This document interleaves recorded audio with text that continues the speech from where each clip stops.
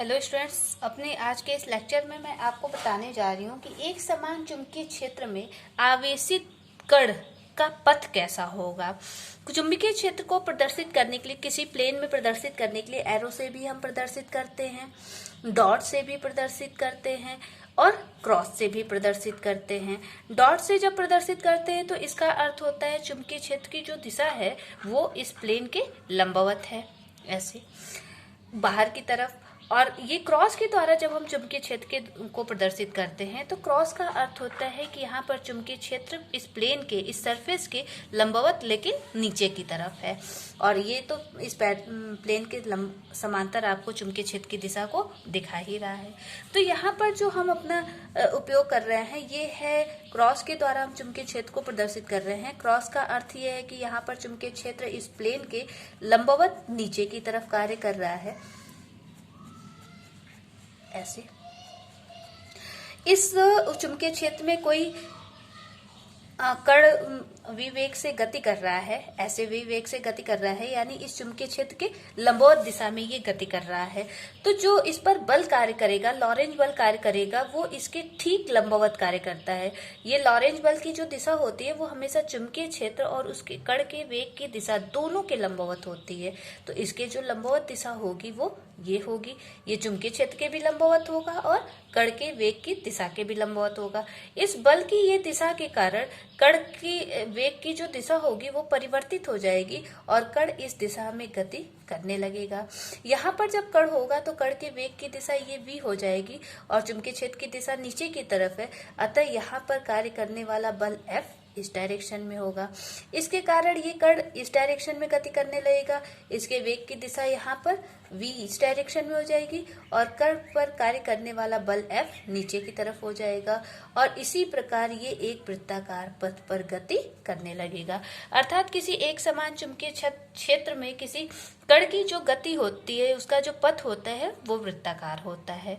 आप ये जानते हैं कि जब कोई कण किसी चुंबकीय क्षेत्र में गति कर रहा होता है तो उस पर जो कार्य लॉरेंज बल कार्य करता है, बल F इज इक्वल टू होता है Q V B sine theta होता है, जहां पर Q आवेश की मात्रा, V वेग, B चुंबकीय क्षेत्र और थीटा कण के वेग की दिशा और चुंबकीय क्षेत्र की दिशा के बीच का कोण होता है।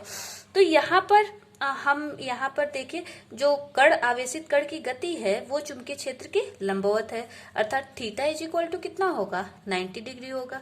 तो F इज इक्वल टू हो जाएगा Q V B साइन 90 होता है। साइन 90 का मान 1 हो जाता है, इसलिए F इज इक्वल टू हो जाएगा Q V B।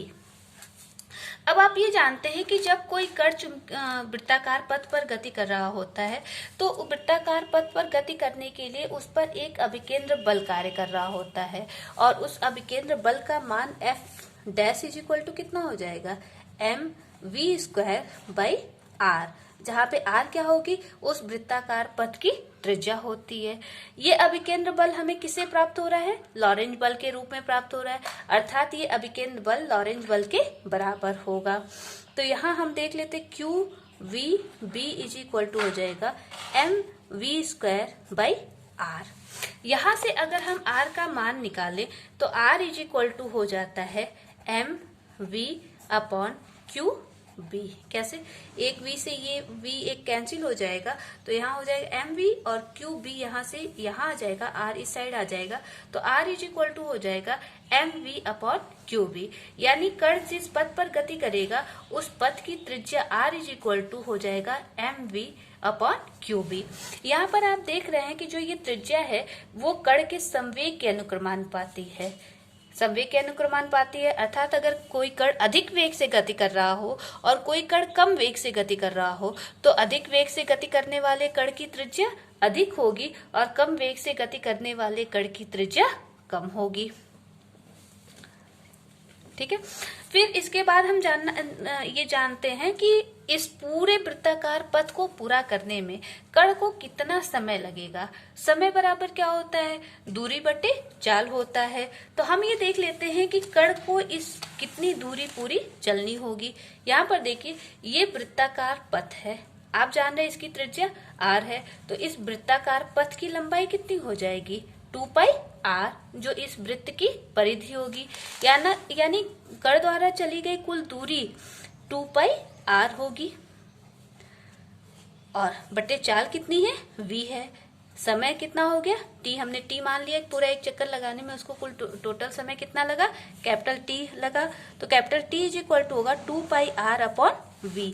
यहाँ पे r का हम मान रख देते हैं 2 पाई m v upon q v, और यहाँ पर v है, v से v कैंसिल हो जाएगा तो t का मान कितना आ जाएगा, t इज इक्वल टू हो जाएगा 2 पाई m अपॉन q v। अर्थात कि उस कण को पूरा एक चक्कर पूरा करने में जो समय लगेगा वो लगेगा 2 पाई m अपॉन क्यू बी। आज के लिए सिर्फ इतना ही। अगर आपको मेरा ये वीडियो अच्छा लगा हो, आपको समझ में आया हो, तो आप प्लीज़ मेरे वीडियो को लाइक, शेयर और सब्सक्राइब करिए।